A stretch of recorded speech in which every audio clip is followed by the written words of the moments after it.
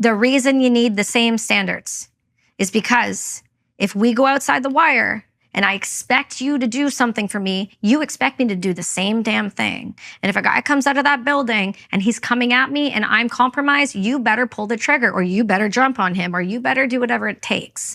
Because we have lowered the standards, we are putting people in places that are going to get others killed. Full stop. Mm-hmm. You and I go outside the wire, okay? You get shot. I'm beside you. Who's picking you up? It's that simple. Hello, everybody. I'm speaking today with Kelsi Sheren. She's CEO of Brass and Unity and author of Brass and Unity, One Woman's Journey Through the Hell of Afghanistan and Back. She's a distinguished Canadian veteran. We walked through her story. She was a martial arts champion as a child. She joined the Canadian military when she was very young. She served in Afghanistan and had a series of, well, what you might describe as extraordinarily rough adventures there.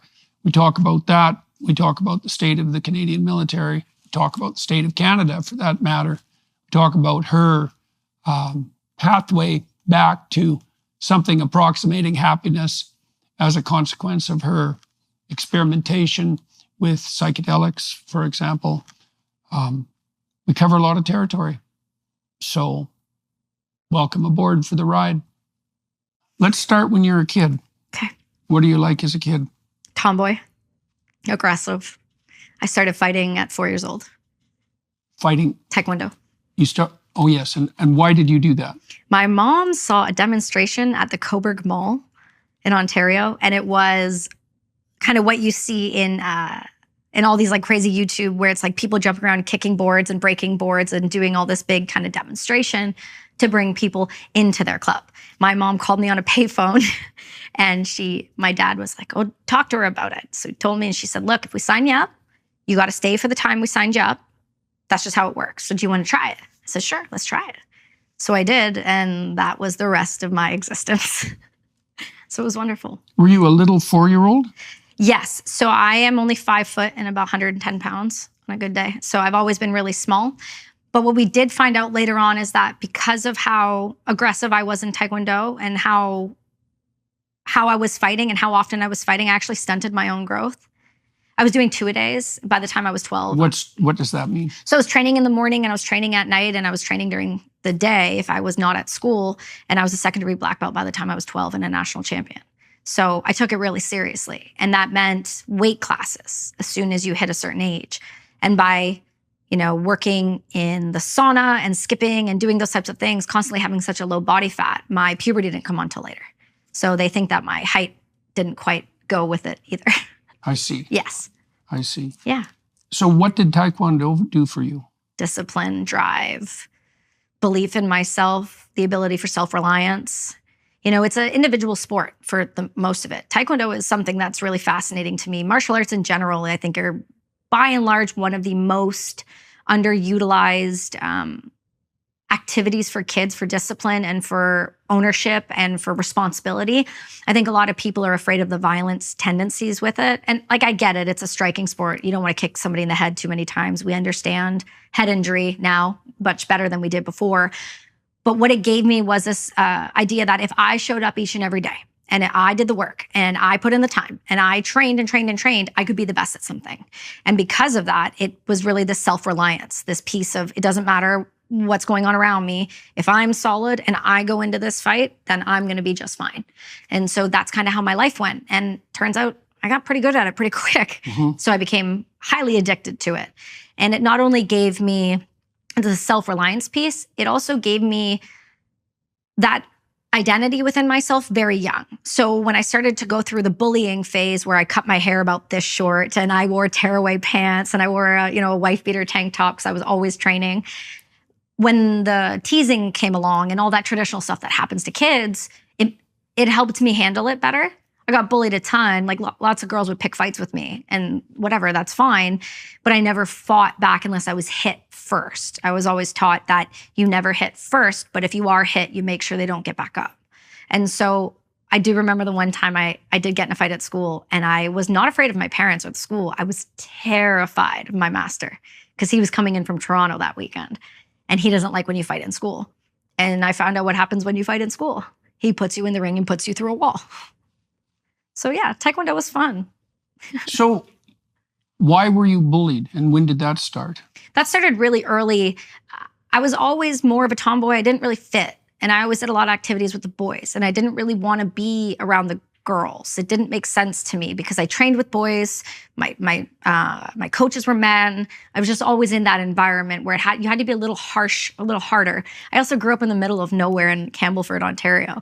So I grew up in the woods. I come from, my mother's side came over from Hungary right when the Soviets came in.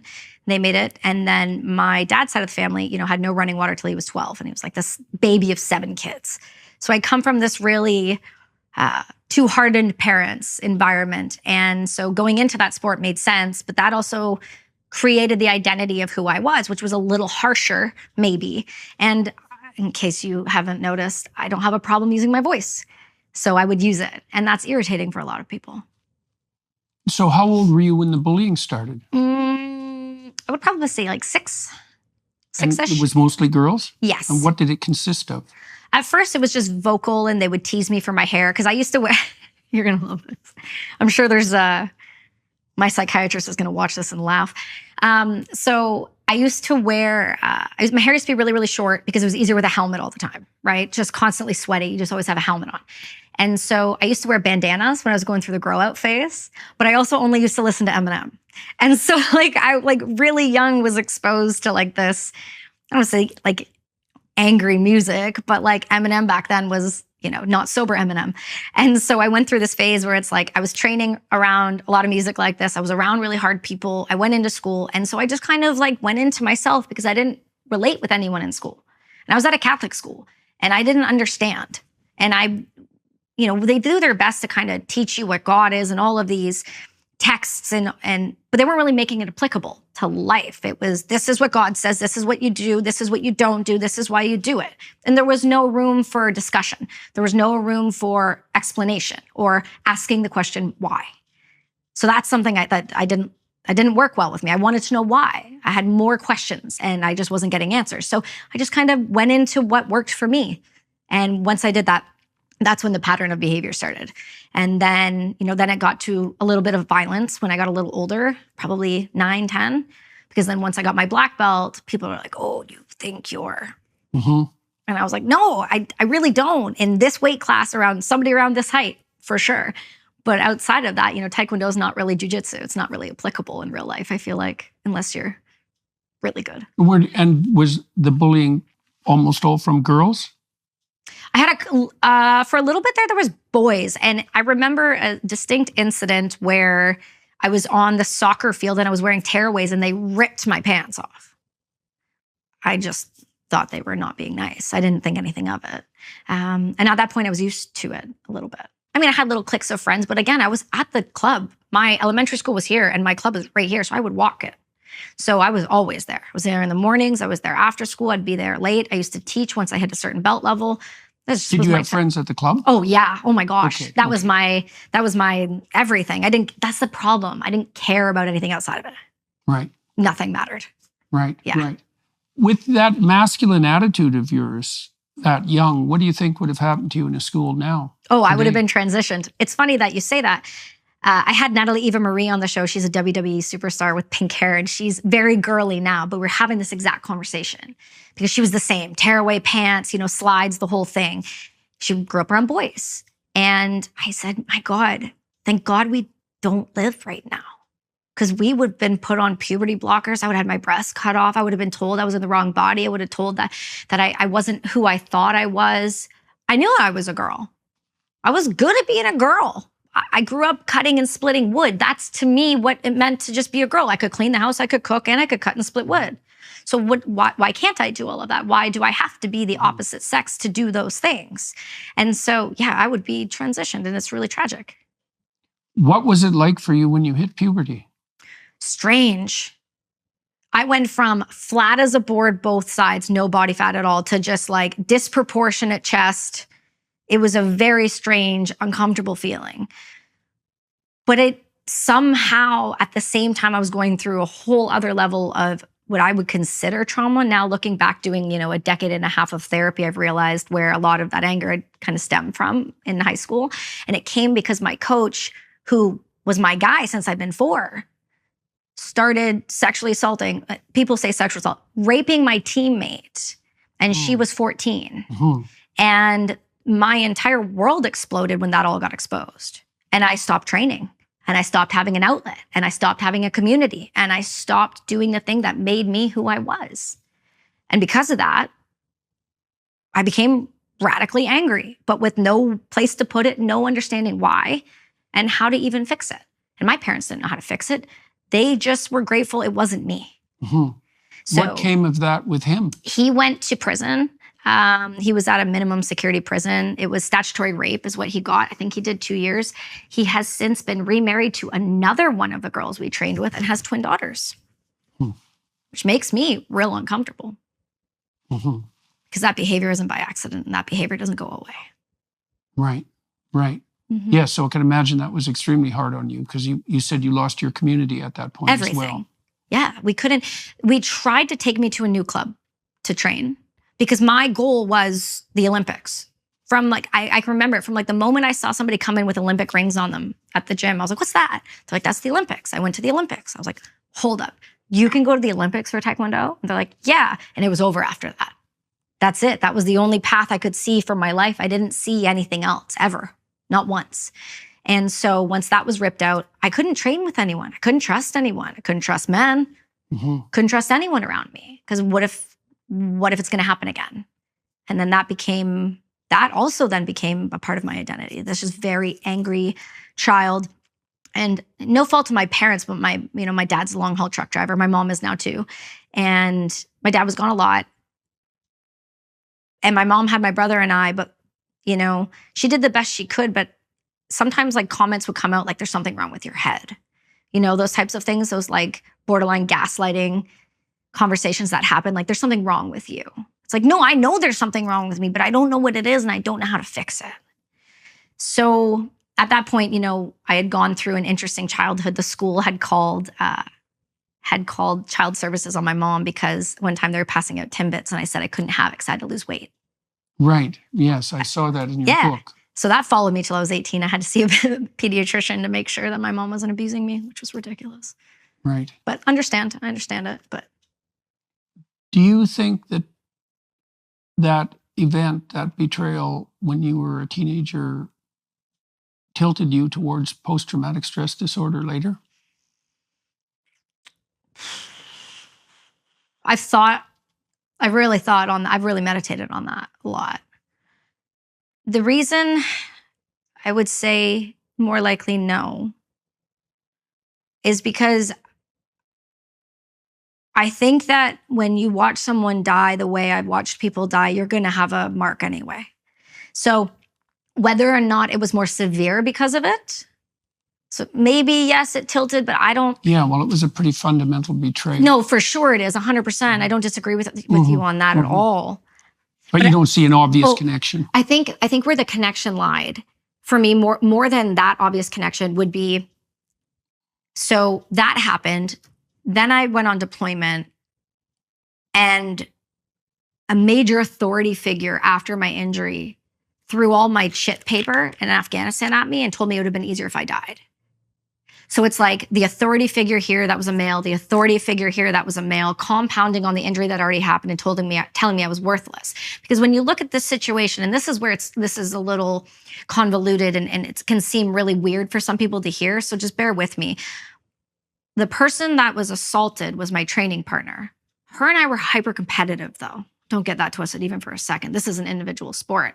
And I wanted to be like her. When she cut her hair, I cut my hair. Right? So when it happened... She older than you? Yes, by 2 years. So when it happened to her, there was almost this weird thought of was I not good enough to even try? It's really, really messed up to even think that, but you get the connection and where I'm saying it's I was never good enough there. I was never good enough here. And then I was never good enough in the service.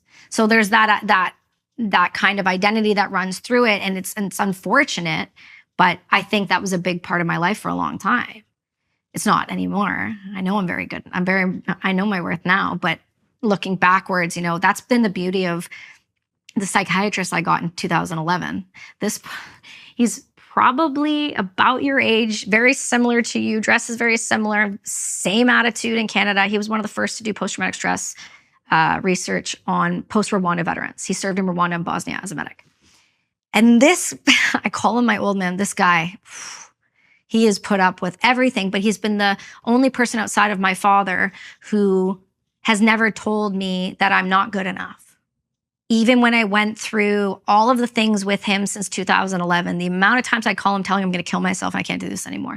And the response would always be, I have treated you veterans for 40 years. You're not doing this to me. I've never lost one. I'm not losing one today.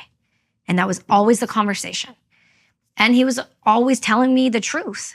So I think a lot of the healing came in a lot of different ways after the deployment. I think it was a blessing in disguise. That's why when Constantine asked if I regretted it, I said, no, I don't regret any of it.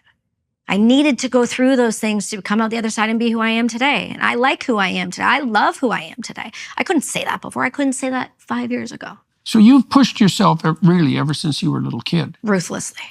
Yeah, and I got the sense when I was reading your book too that I don't want to say that you were trying to prove something, but because that's a cliche, but you're obviously pushing yourself up against your physical limits in your martial arts.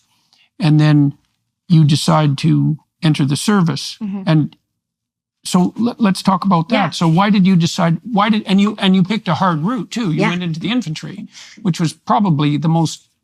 Infantry by accident, artillery by trade. So it's very strange.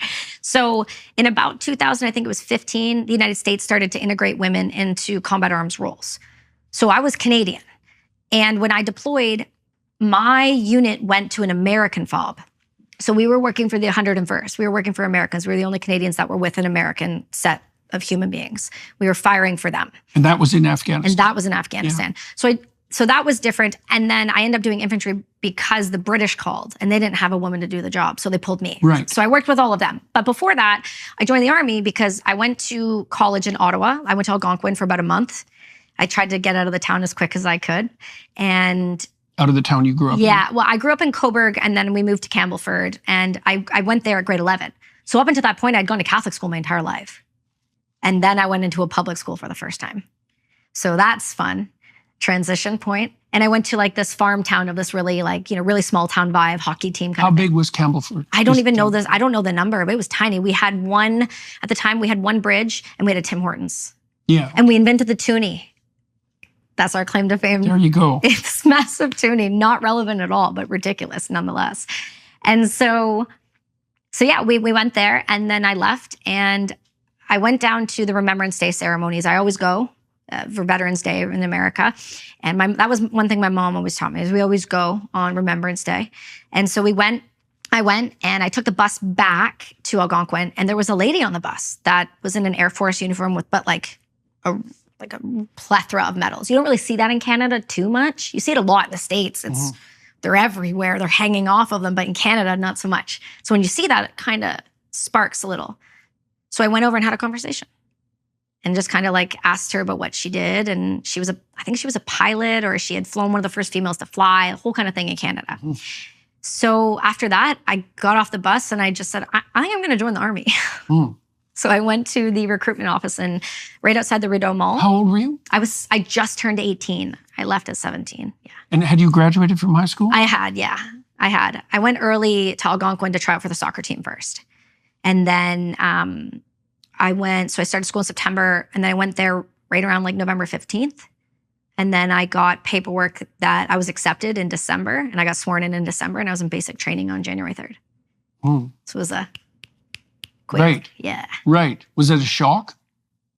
I don't think I even had time to be shocked. I just made the decision and we were going. And that was how it was going to go. We signed on the dotted line. So we went. Right.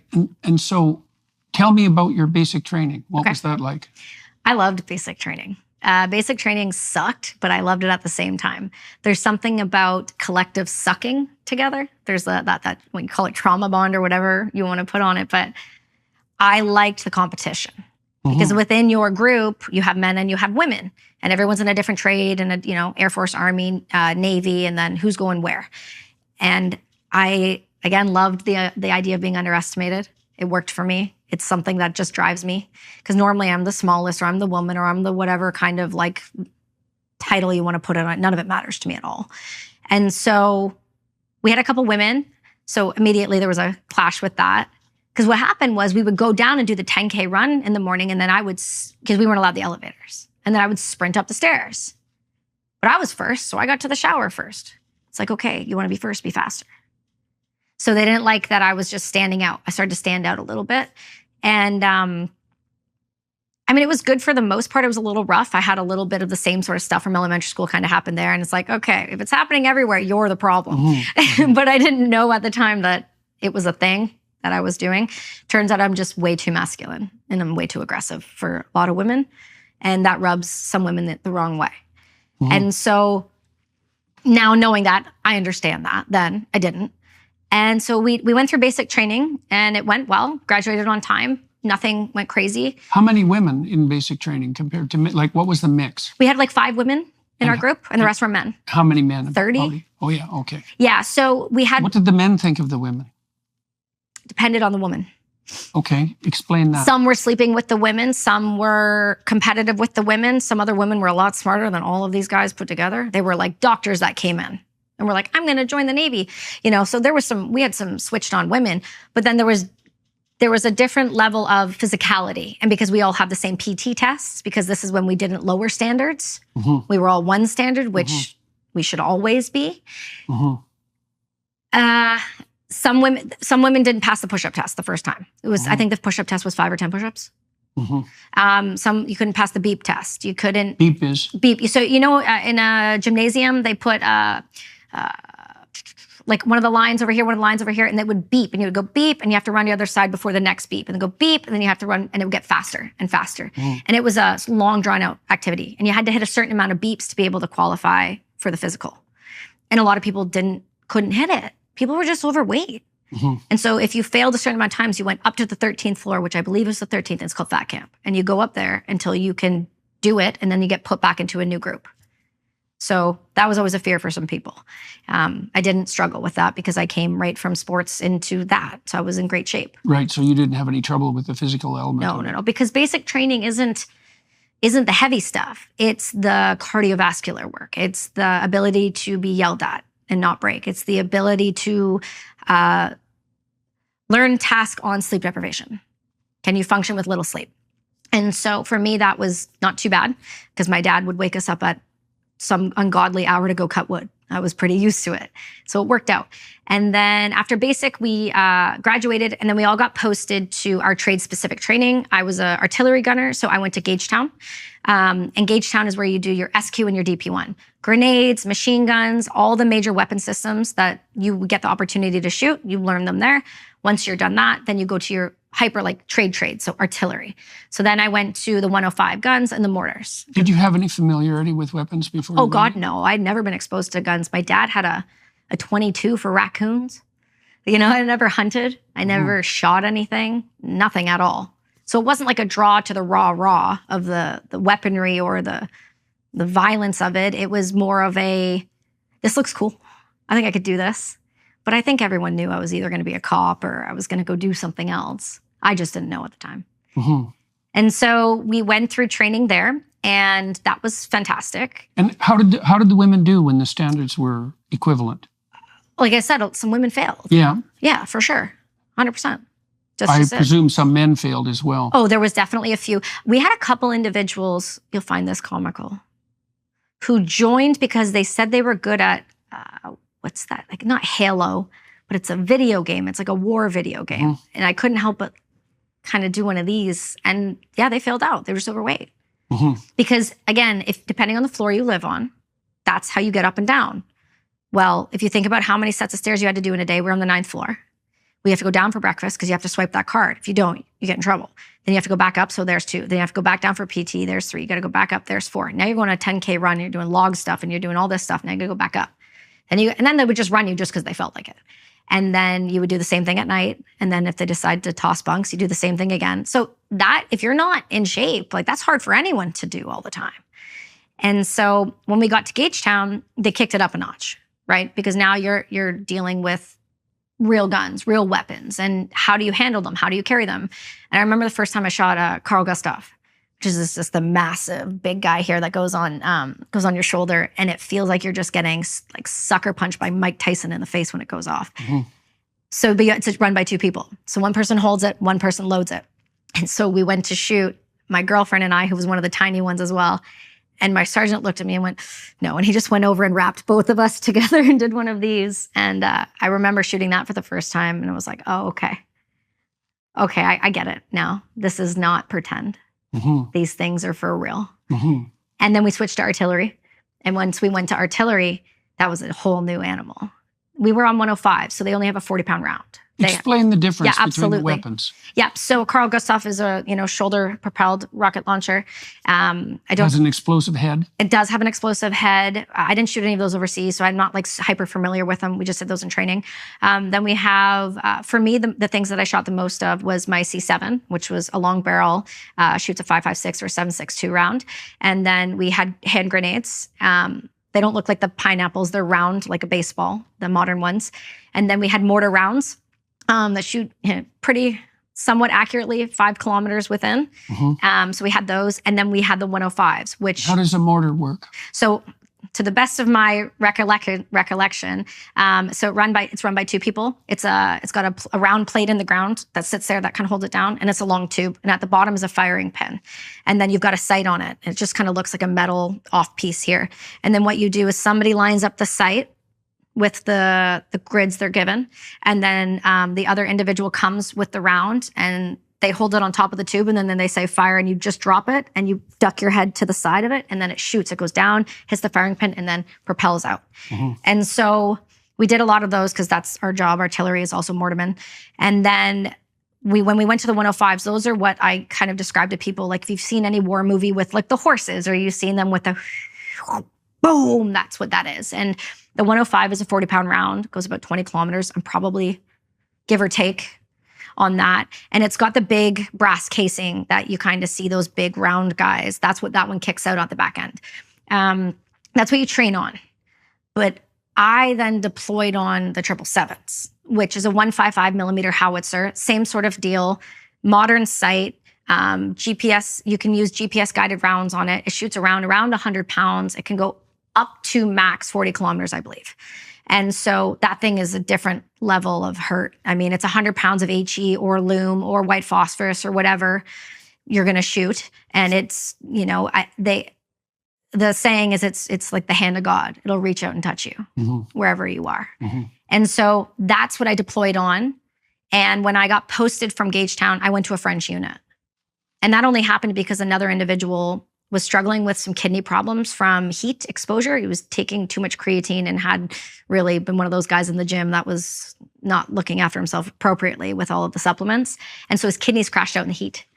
And so at that point, they said, okay, he can't go to Valcartier and you're going to Petawawa. And his dad's at Petawawa. And I was like, well, I'll trade. So I gets French. And I'm like, yeah, we'll learn. It's our second language, isn't it? And so I went to Quebec. And then I got there and no one spoke English. And I had a female officer and that was about it. And so I deployed with those guys. I got there in September of 2008. Did you learn to speak French?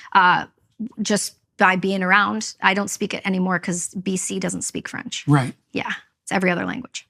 So I don't practice. But I learned kind of as I went.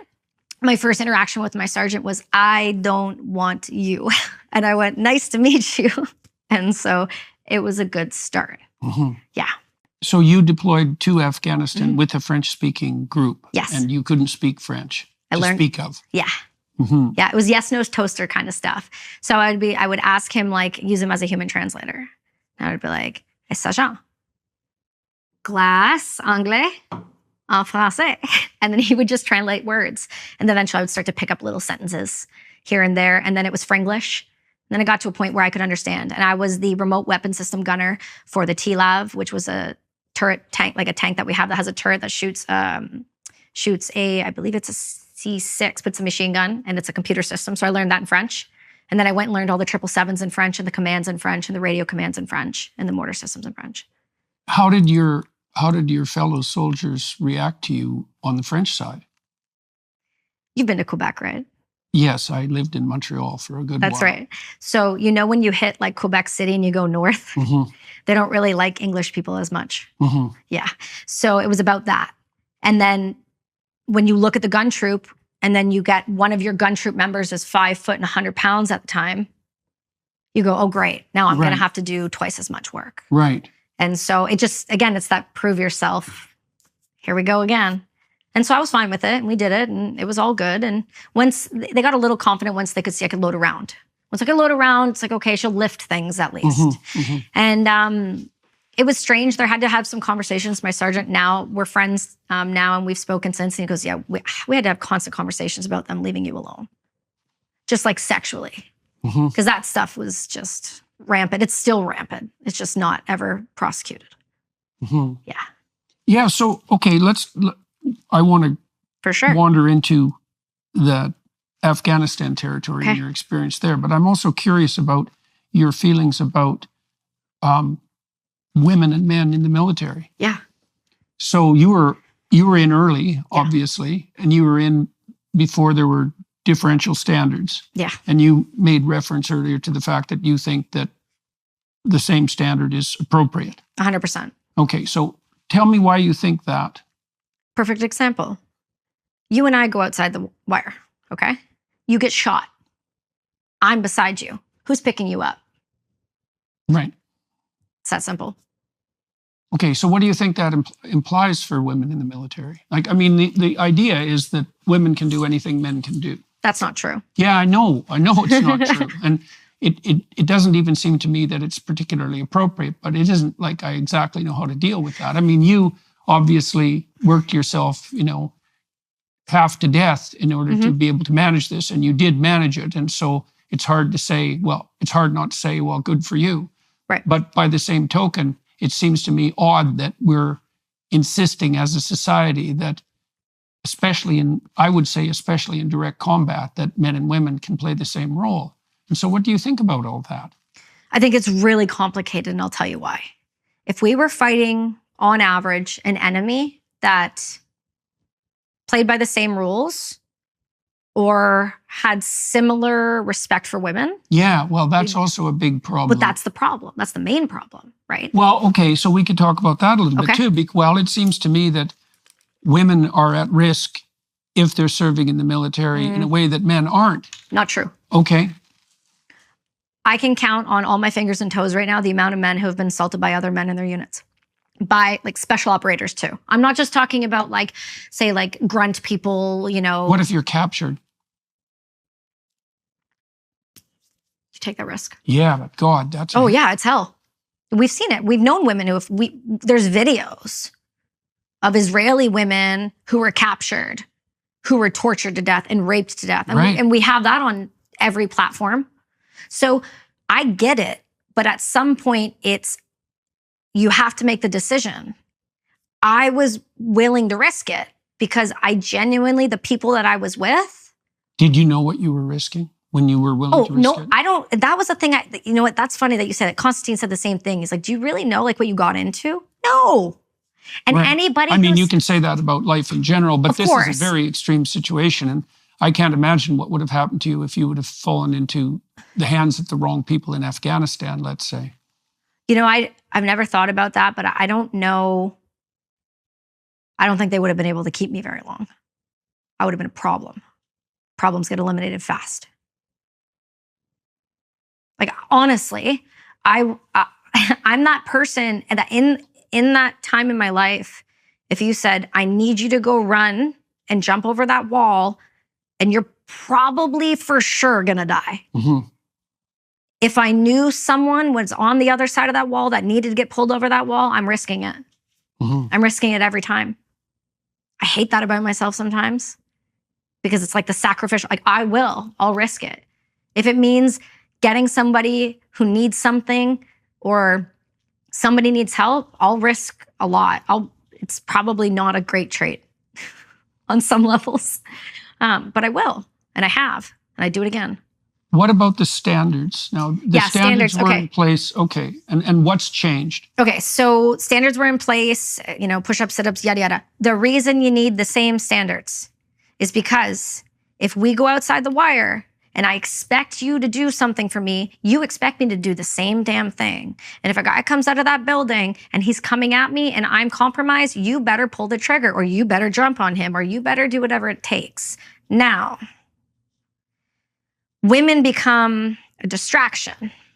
They become a distraction because 2 reasons. Men act different when women are around. We know that. They just respond different. If a woman's getting hurt, it doesn't matter if he likes me or not, he's going to respond differently.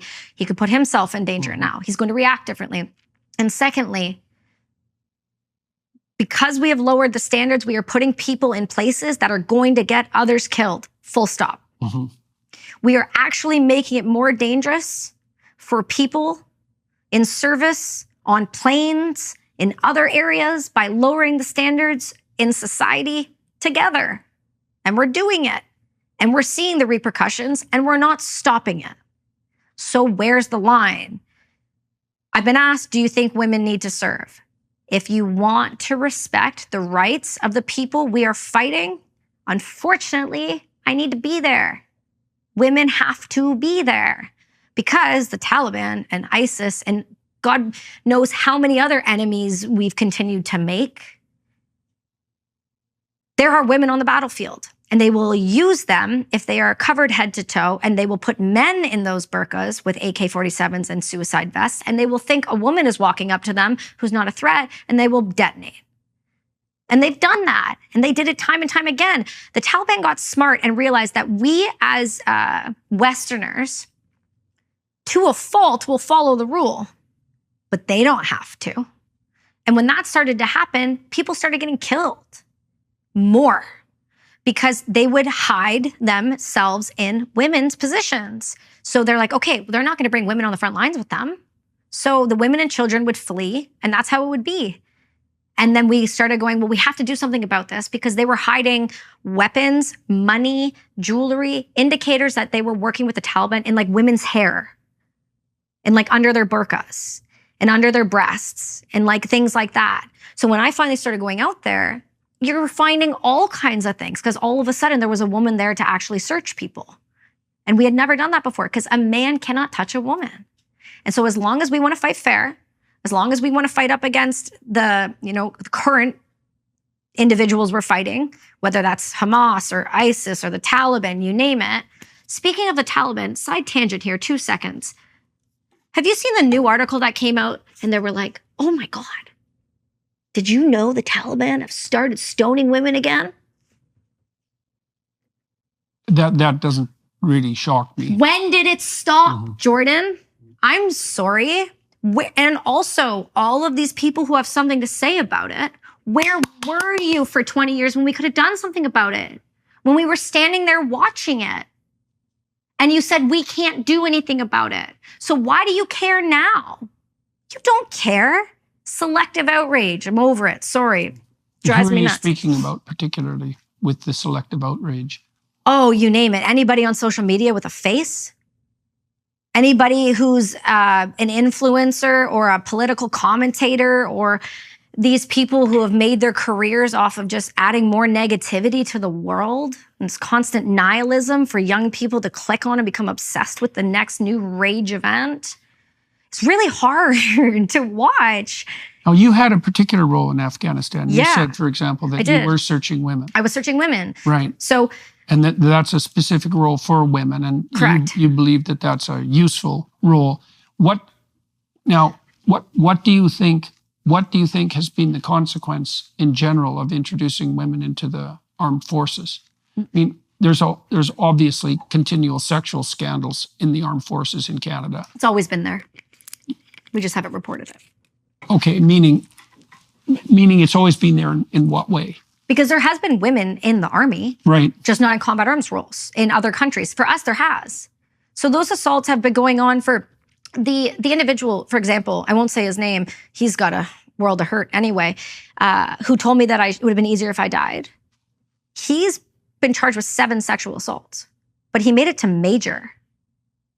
And he's not being arrested or put in jail, and he's getting to leave with a pension. So what does that say to everyone else below him? Do it. Just make sure they're quiet about it. And that's why it keeps happening. We don't actually take accountability for our actions. We never have. Because if we did, it would stop. Okay, so I read an article in the Canadian Military Journal. I don't remember the name of the journal, but it was their DEI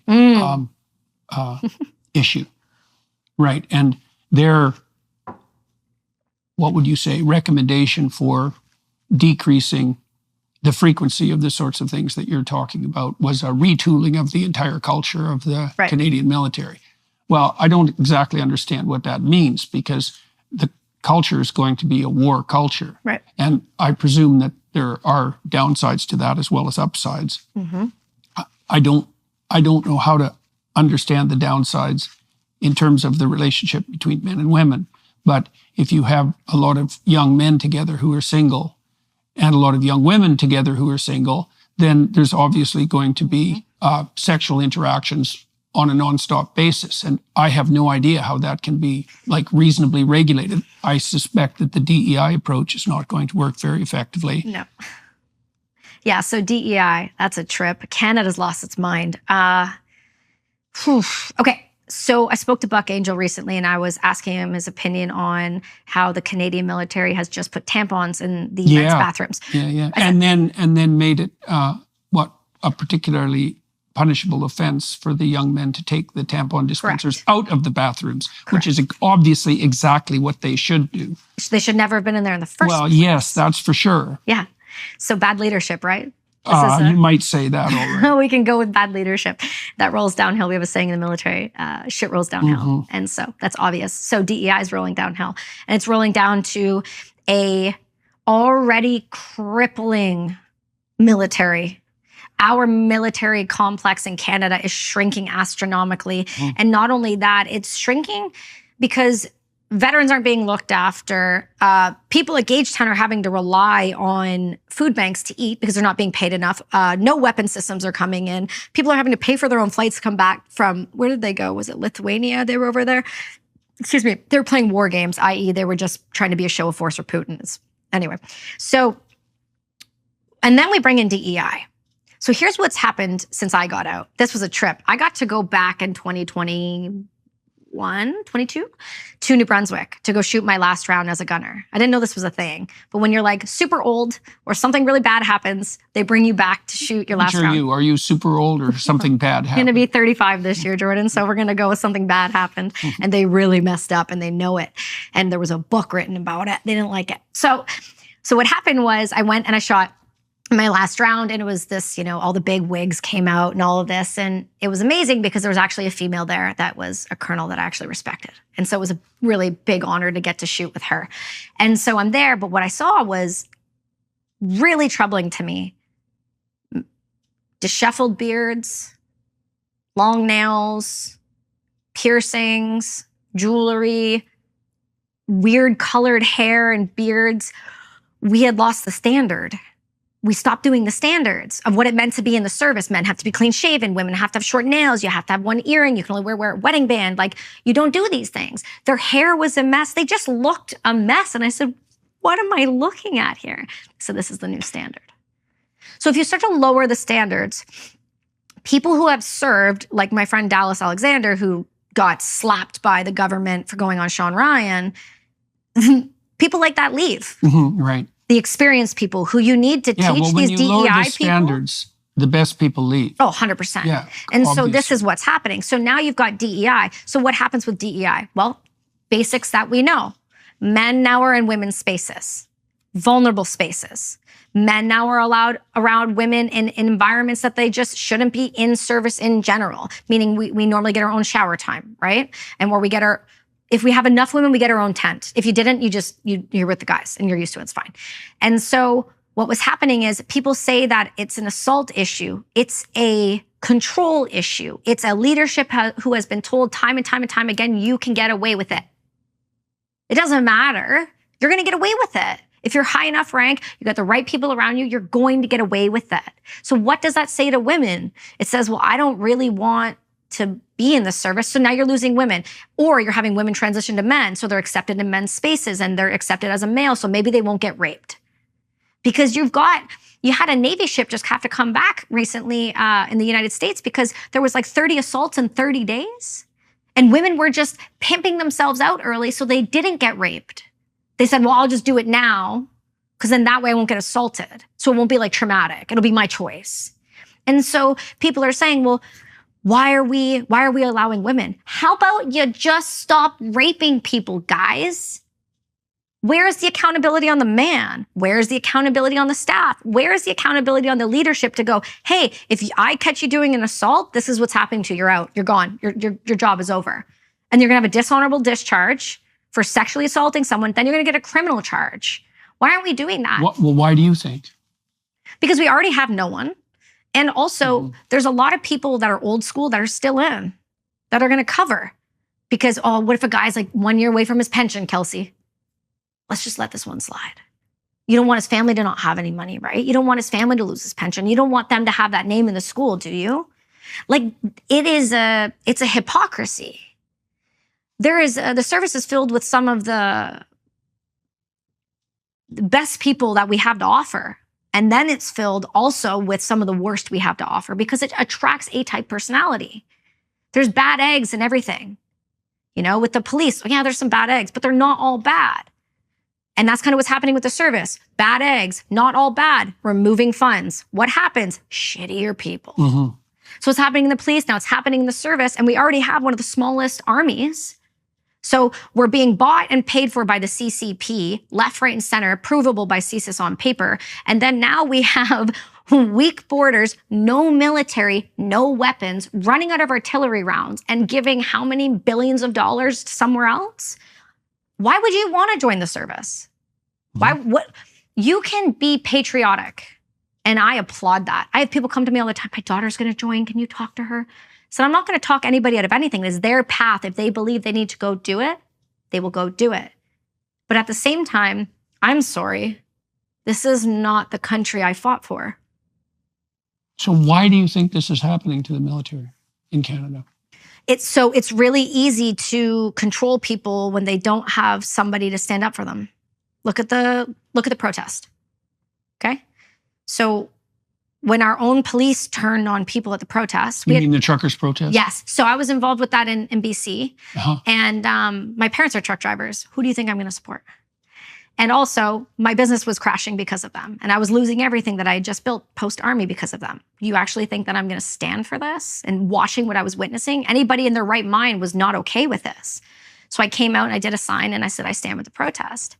And everything just went, and I started talking to some friends. And then next thing you know, we got like a leaked WhatsApp chat from the RCMP. And it was like saying some really nasty stuff about how they were going to like take their jackboots to the protesters' face. They were using Nazi comments. They were doing some really nasty things. And what I realized right there is, who is going to stop us when the police turn on us? It's like, at least we have the service. At least we have the veterans. Like, it's not the military that's going to stop it because they're weak-minded at this point. If you're a DEI, believer in that service, I'm sorry, you're not. If you believe in DEI for the Army or the Navy or maybe the Navy, or the Air Force, I'm sorry, you've lost the plot. You forgot why you joined. You forgot what real war looks like. You're delusional and you're going to cause harm. People are not going to like that comment. I'm going to get all the hate. I don't care because that's the truth. You're not a free thinker. Your job, I get you've been told that you were supposed to follow in suit, but there's also a point in your life when you come to a fork in a road and you go, do I believe this?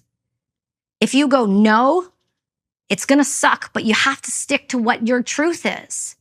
And mine is that behavior is not acceptable.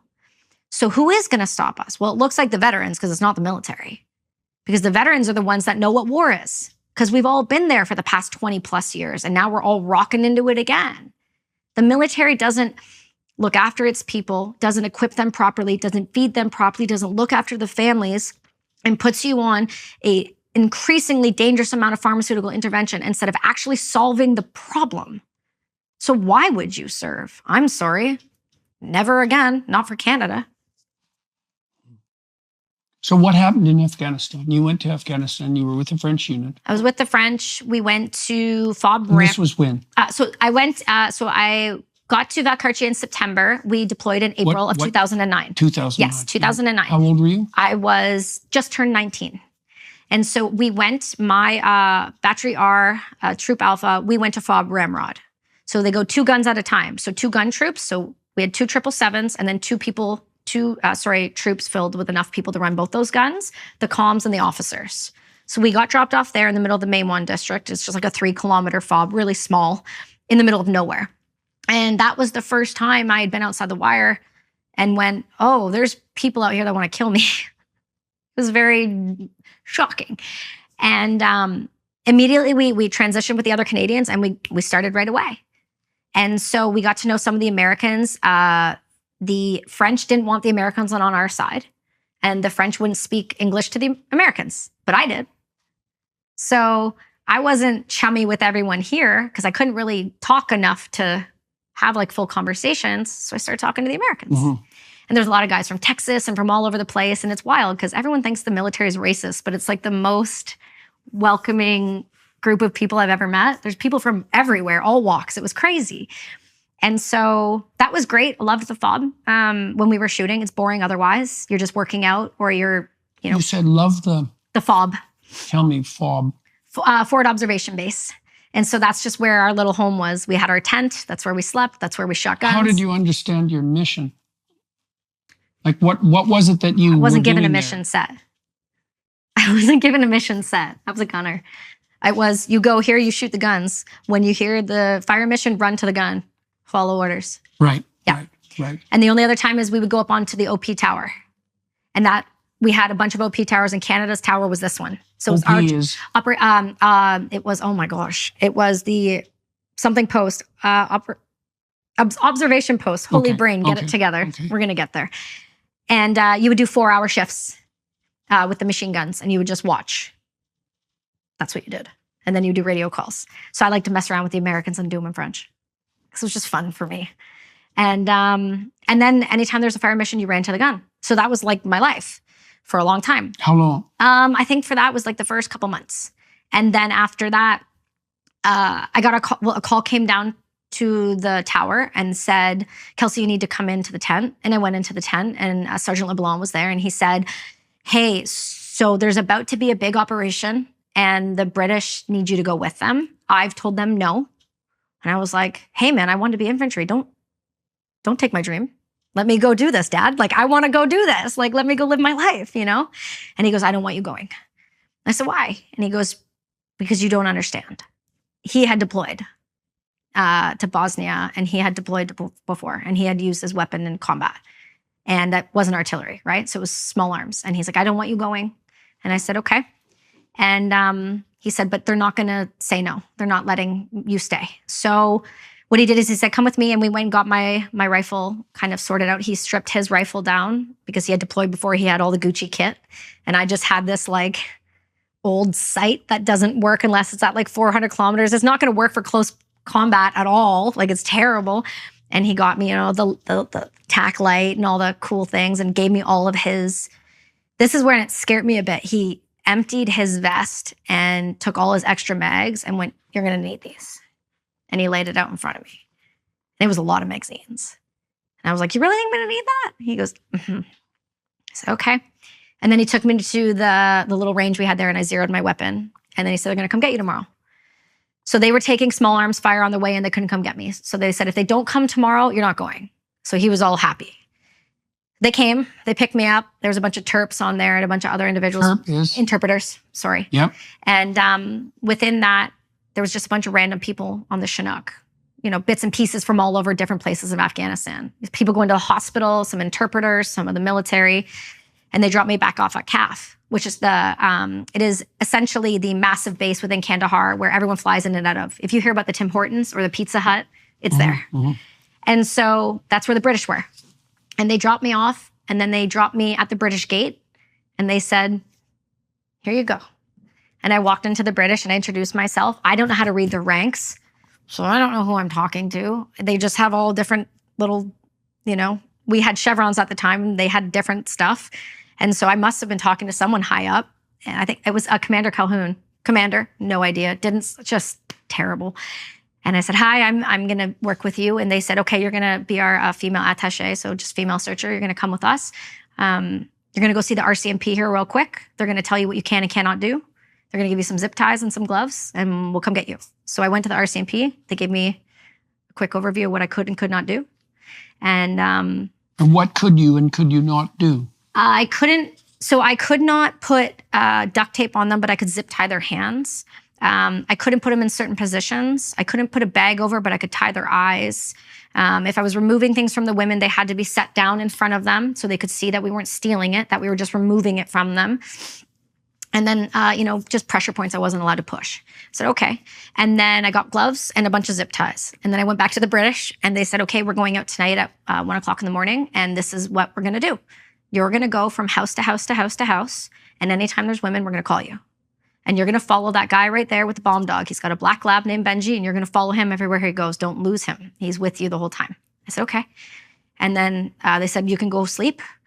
And I said, I don't think I can. And then we set off in a little school bus over to the airfield and then hopped on a Chinook. And I sat on the floor, which was a bad idea. And then people stacked around me. And then we took off.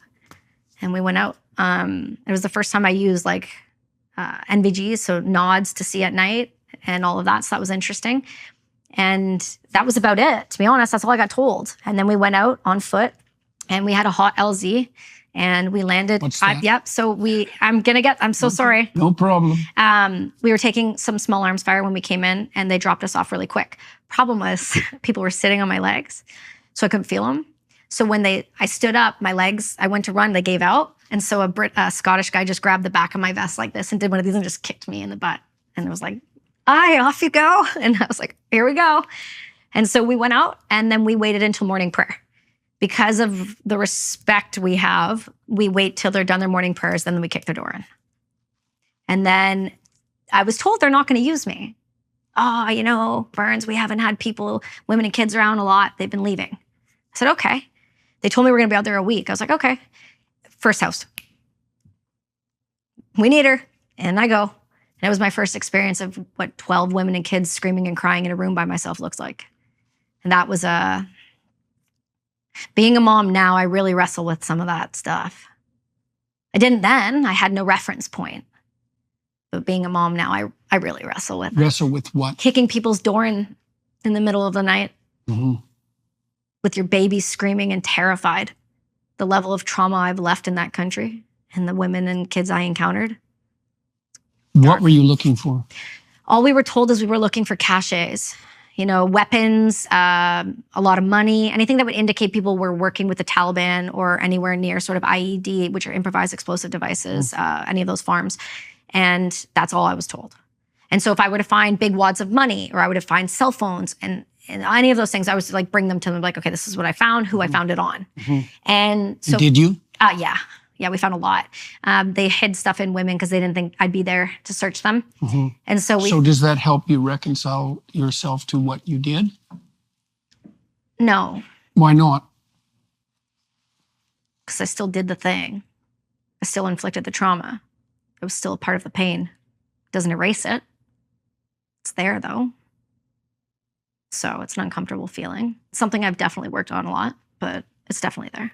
Like, kick my door in the middle of the night. Yeah. You know what I mean? It's very immediate. Hey, what you're involved in is very immediate. And it's like, bang. It's just like screaming and like madness and chaos. And, it's right after they're praying.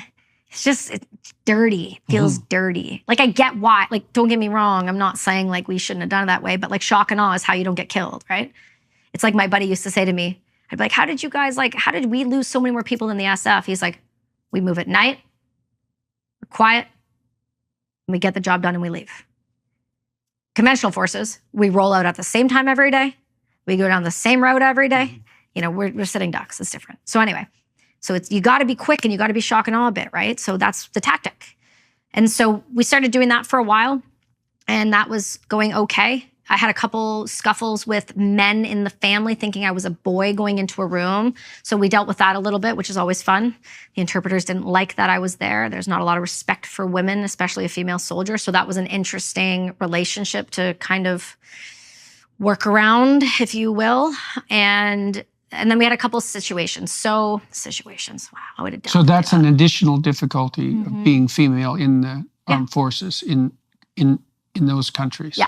Absolutely, because if you're fighting a country that has little to no respect for women, by and large, across the board, depending on your level of extremism, you're going to be dealing with a different trust issue, right? So, yes, well, I would imagine that you're particularly hated too.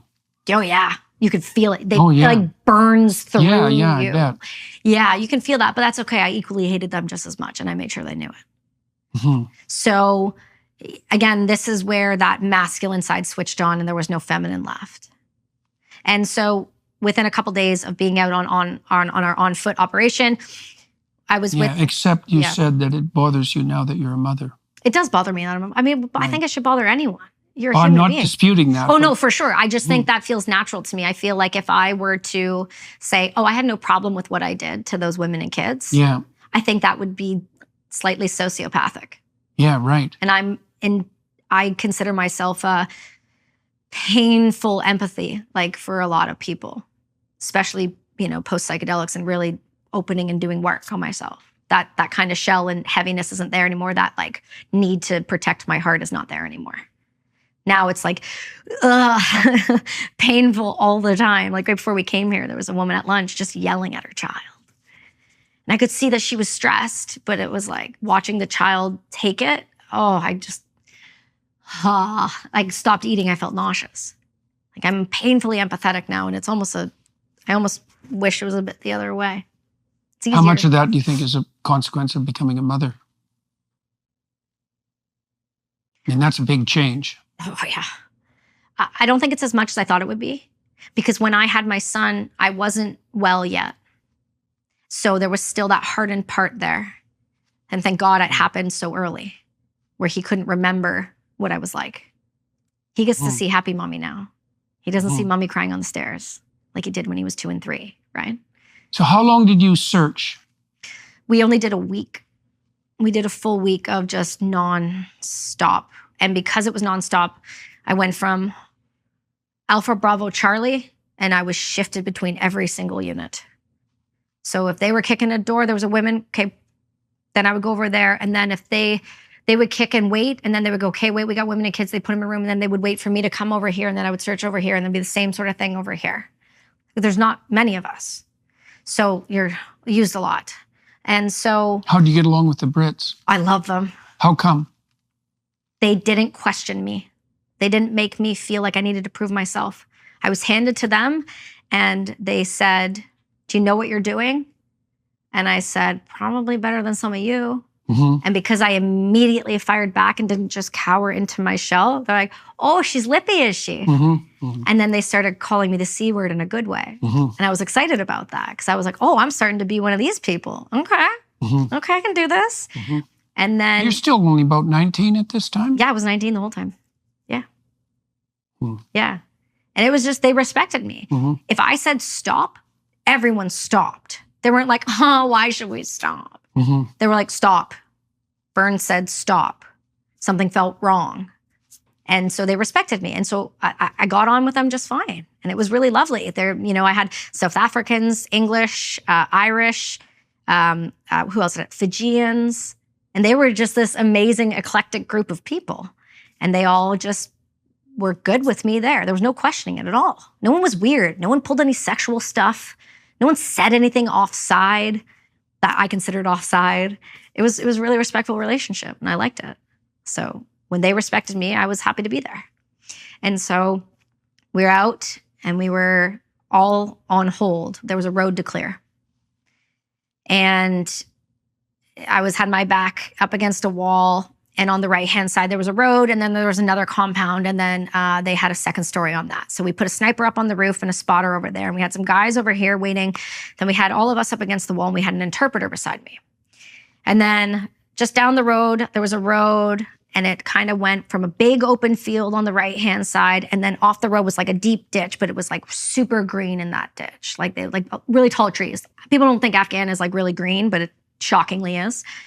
And then at the end of it, there was this massive grape hut. And they're like, okay, we want to clear that before we go down this road. So what did you call it? A grape hut. And what's that? So essentially, it's like a mud hut with a bunch of holes in it. So if you hang things through it, it aerates, so it'll dry things in there. I see. And so we sent 2 guys out. And one had a metal detector, and one was a machine gunner. And he was just going to watch his back. And so everyone's kind of watching this massive open area. And it got weirdly quiet. And that's never a comfortable feeling. And so we're just sitting there hanging out. And I actually have a photo right before it. Somebody took a photo of me and I'm smiling like this. Like it's like one of my only photos from outside the wire. And next thing you know, you just heard this like, boom, and the whole ground just like moved. And I whipped my head to the left. And you saw one of our guys, what was left of him, just boom. And my eyes... This was the guy with the metal detector and the machine gunner? Yeah, the machine gunner was sitting at the door. So the blast hit him to the left side. And it ripped his kid off, shredded his arm, down his body, took his whole helmet. Like, I didn't understand how that happened, but like everything was off of his body. Like that's Velcroed on and like clicked in. I didn't understand. Like what I just witnessed, I couldn't understand. I can't stress to you how foreign, there was no like... I didn't get it. I didn't realize what I was seeing. And to the left of me, all you heard was the ICOM radio, which is this radio that the interpreters have. When it's really clear, we can hear the Taliban, right? That's how we kind of like wiretap the Taliban. And so when it got really clear, they were close. The signal was good. And it was crystal clear because they like to watch, right? They like to watch you blow up, videotape it, and use it for propaganda. And they're always watching, and we know that. And so they did it, and all you hear is, Allah Akbar, Allah Akbar. And I'll remember that to the day I die. And like the level of rage that I did not know that could exist in a human being just overtook my entire body. And I looked over at Buchanan and I said, we need to run. And he goes, wait. And they all had radios. I didn't have radios. So I could just hear people screaming over radios. And then next thing you know, it just got chaotic quick. They're like, okay, go, go, go, go, go, go. Like, I'm not supposed to be in this position. This is not my job. I don't know what the hell I'm doing. I'm just doing what I'm told. Run, run, got it, autopilot on. So we jump down and we start running, and I'm over with the medic, and one of the guys the machine gunner comes running down, and he's like, I got him. Like, he's taping him up, and he's just saying, where's so-and-so, where's so-and-so? And he's kind of like right out of it. And he just like hits him with morphine, and they get him off, and they're like, go. And so we start jumping into that ditch that hadn't been cleared, and we just start running. And the only way I can describe it is if you listen to a movie and it's like a slow motion and you're in that black tunnel and it's just like, all you can hear is like, and you're running and running and you can't go like fast. And I'm running I had like 60 pounds of kit on me at the time. Like a gazelle. Like I'm just sprinting as fast as I can. We get to the road and they're like, on 3, run. And we're like, 1, 2, 3. And we run across the road and we walk in. And there's some other guys that are in there and they look around and I look around and it's like, I hate that I said it, but I was just kind of like, where is he? Because I literally had no idea what just happened. And they're like, what's left is left. Start grabbing things. And I didn't have gloves on at the time. So we started with evidence bags, just putting body pieces into bags. Just over and over and I'm just grabbing. This was the man with the metal detector? Yeah, what was left of him. And so we're doing that. And then there was a boot. He must have like hit it with his foot or the metal detector, but there was a big improvised explosive device at the back end of that grape hut. And he must have hit it and it set it off. And so his boot was still in there with part of his leg, but it was laced up. And dark humor, boot's okay. Mm-hmm. And one of my buddies just tapped me on the shoulder and he's like, "Oi, Burns, good." And that was like the moment I felt like a dissociation happen. Mm-hmm. I called the light switch, but just like, we're done now. Bye. Mm-hmm. And I became the version of myself I was for a decade after that. Mm-hmm. You call that moral injury. Yeah, that was a good time. And so we're collecting everything, and next thing you know, all hell breaks loose. So if you know anything about the Taliban or terrorists, they love a good secondary device. And so they wait till everyone rushes in, and then they hit you again. And they did that. So next thing you know, mortars are, I know how inaccurate those things can be. So when I hear them coming down, I'm like, oh, we got problems. And so they start just sending mortars. And our guys are like sending mortars to try to deter the Taliban that are on the line coming in. And we're taking small arms fire. And they call in the Pedro flights, which are the 2 Black Hawks. One's going to come in and it's going to pick up the dead and the hurt. And the other's going to lay down hell. And so they come in. And this is just chaos. They go, okay, you need to, whatever you have in your pocket's good. Take your weapon, sling it, grab his weapon, put it on, and then take both helmets. So I do that, and we start running. And we're just running down this road that hadn't been cleared, just going through open fire. And it was the first time I'd experienced like the whiz and the pop really close. And then we tripped and we dropped him, what was left. And then we had to put him all back in while this is going on. And then next thing, the Black Hawks show up. And I just didn't want to die. And they came through and one landed and the one guy was just like, where is he? Where is he? And everyone's like, oh, we got him, mate. We got him. We got him. It's all good. It's all good. Hit him with morphine. And meanwhile, he's covered up right beside him, what's left with a tarp. And they're just like, oh, he's on the next flight. Like, he's good. Like, just don't get him in any more stress. And so this other one comes through and this was the machine gunner. Yeah, the machine gunner. And the other Black Hawk takes off and we get back and I'm covered in blood and I'm taking off all the kit and putting it on there. And the guy on the Black Hawk comes through and just like lays down like living hell. And I can't tell you how good that felt. Like I felt that in my bones. I was like, more, harder, do it again. After that, I just lost all sense of empathy and I just wanted to kill them all. Mm-hmm.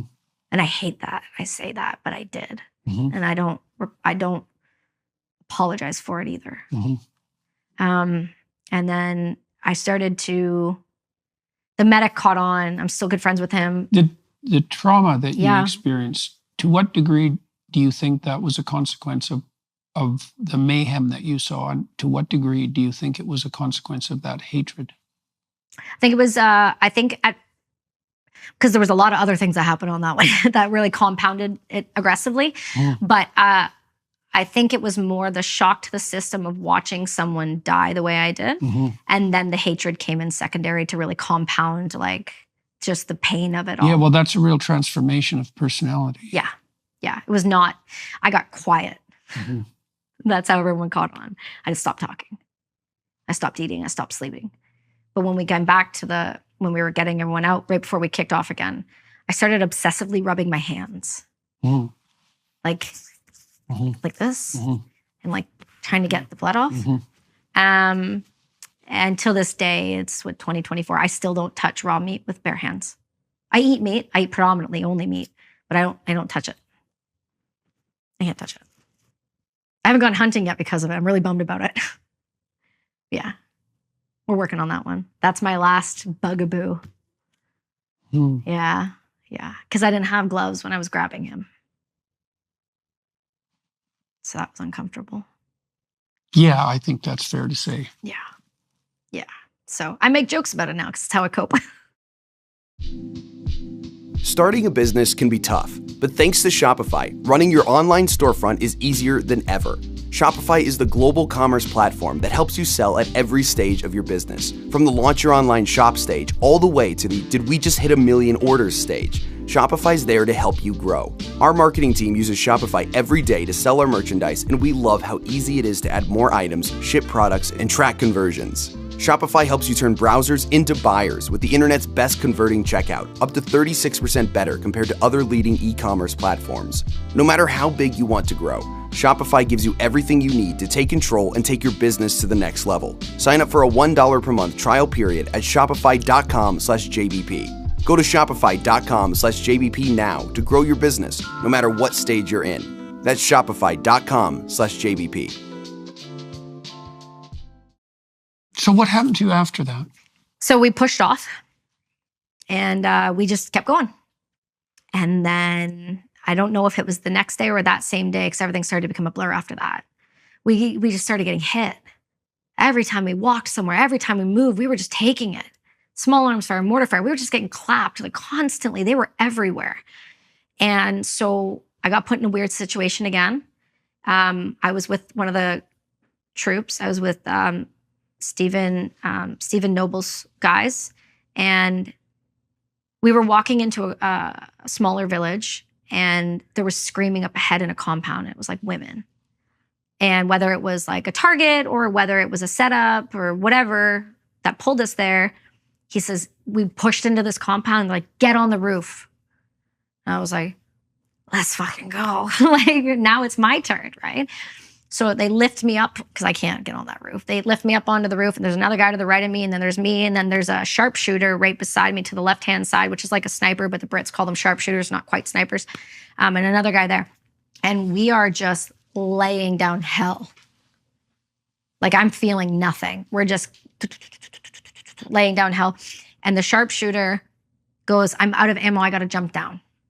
His rifle, and I'll show you a picture of it, is the length of my body when I stand up, from buttstock to end of barrel. So I'm laying down rounds. He jumps down. As he jumps down on the left-hand side, we get flanked. And 3 rounds go, hit his buttstock, protects my hip, and just misses me. Mm-hmm. So after we're done the firefight, we jump down, and he pulls out the rifle, and he pulls out the casing, and I was like, tell me that's mine. He's like, no chance. He's gonna have a picture of it though. And I was like, that was my hip. And he's like, yep, it was. Mm. So if he was there, it would have went through him, would have hit the buttstock, and hopefully would have stopped. But because he wasn't there, it hit the buttstock, and it took enough of it that it stopped it. So I was very fortunate in that situation. And then after that, I started having, the next compound we went to, I was searching a group of women, and there was a particularly combative set of women here. We had known at the point that this was home of the Taliban. Like, we knew somebody there. We knew that they were Taliban. Like, we knew that. And so when I was searching some of the women, they chew, there's a drug they chew there, right? And it makes them really disoriented, and it's really hard to search them. While I'm searching one of them comes at me with those like shears. Yeah, just one of these. I wasn't issued a small arms, like a handgun at all, which makes no sense. And my barrel is this long, so I'm not getting that in between us. So I just kind of do this and just kind of knock her down so she's down. So at least then she's diffused, and it was fine. But then after that, what happened was I got really just angry with all of them. So I started, instead of taking something from them and setting it down, it just was out the window, out the door. There was no respect anymore. There was like, I don't care if they're in prayer, kick the door in, let's go. Mm-hmm. I'm not waiting for this. We got places to be. And you could just see it just get worse and worse and worse. And we were just in firefight after firefight after firefight. Then our other guys got hit. Then we lost 2 interpreters. Then we had one of the other females there. She was a mess because she was in right behind. So now we had to get them out. And it was just this really, really, really terrible operation that just didn't go well. And all of those guys I was with, I bonded with. And they were talking to me, checking on me, and listening to me, or just sitting still because they knew I was not doing great. And then we got back to CAF. We finished the operation. They picked us up. We got back to CAF. And they said, see you later. And I went back to the Canadians. And I was told by a captain that... How long was that period of time? About a week. I think it was... I have the exact time stamp. I believe it was the 9th at 0100. And then we got pulled out at 2:15 a.m. on the 15th.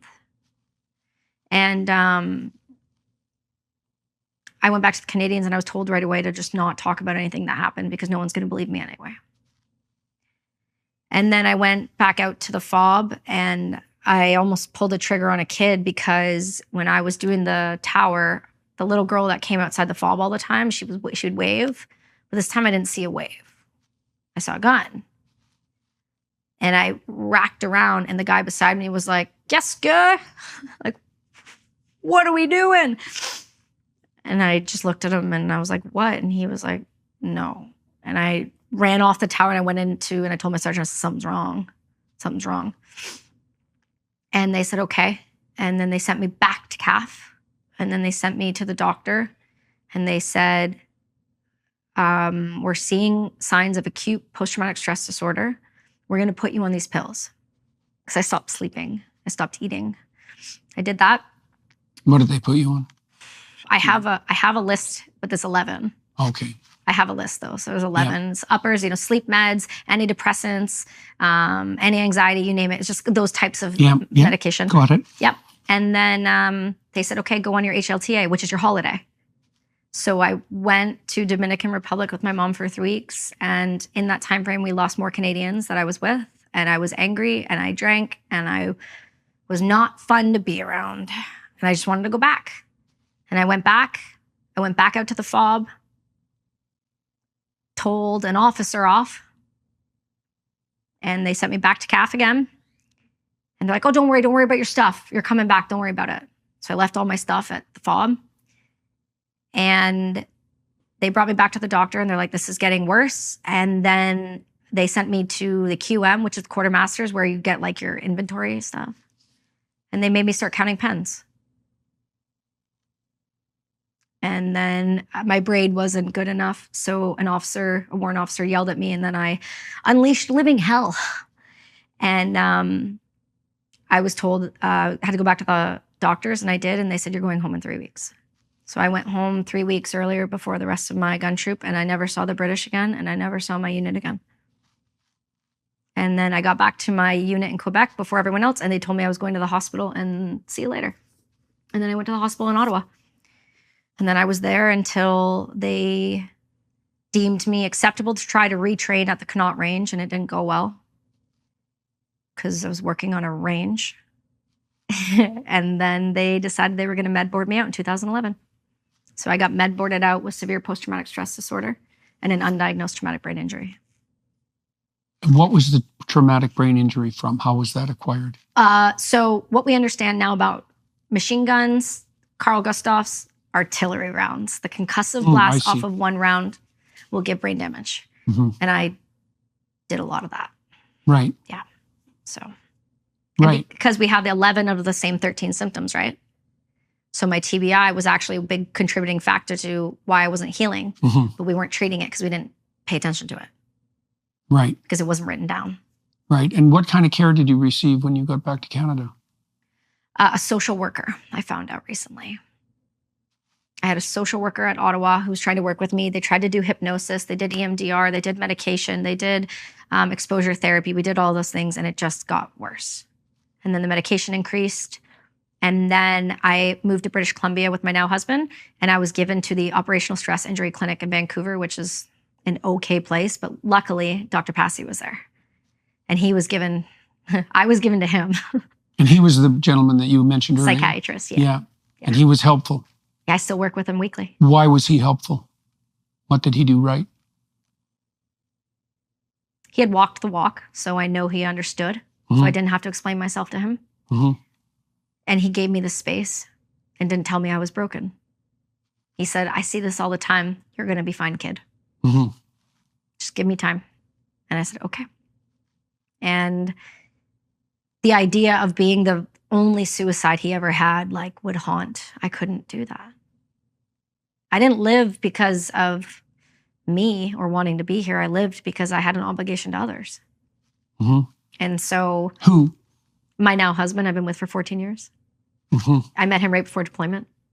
Mm-hmm. And then I moved up to You BC. write about that. Yeah. Yeah. Yeah. And I just can't let people down. It's like it's like the worst. So I stuck around.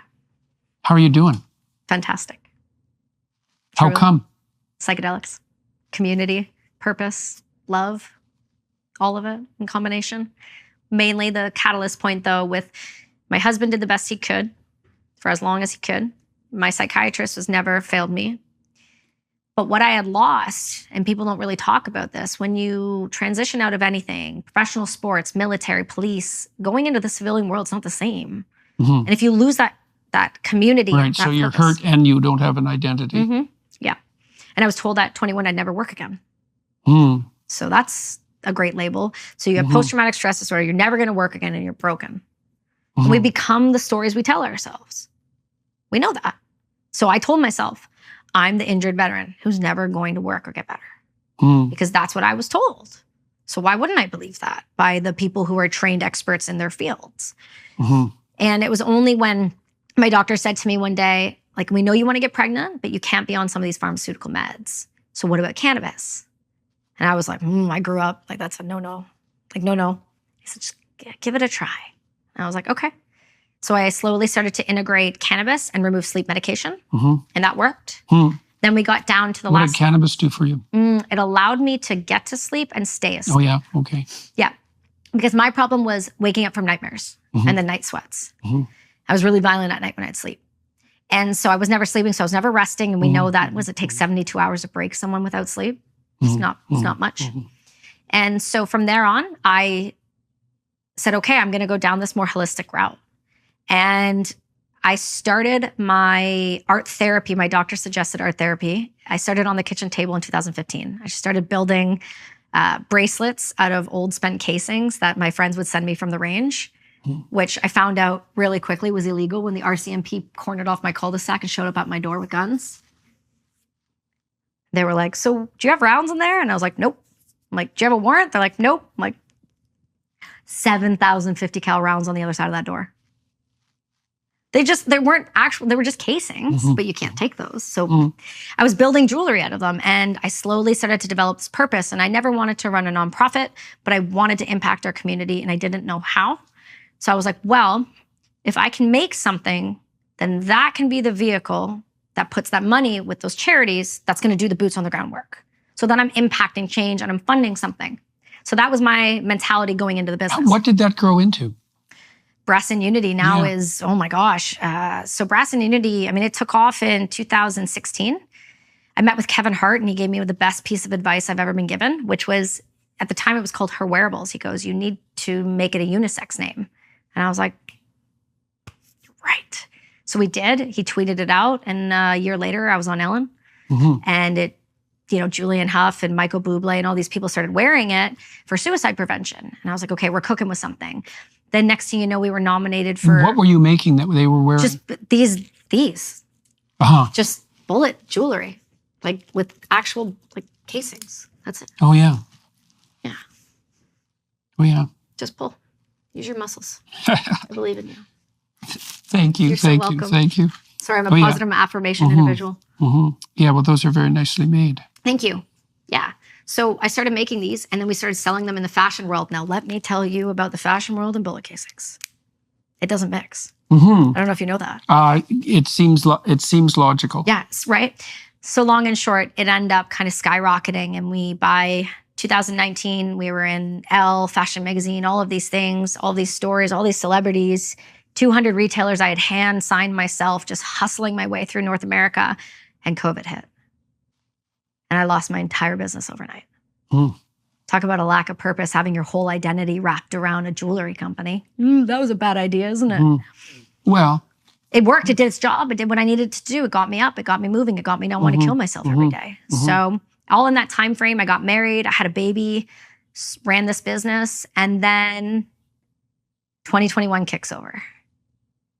And I get this phone call again from the same guy who introduced me to ayahuasca. So in that time frame, I started getting really suicidal again. By 2019, I was drowning.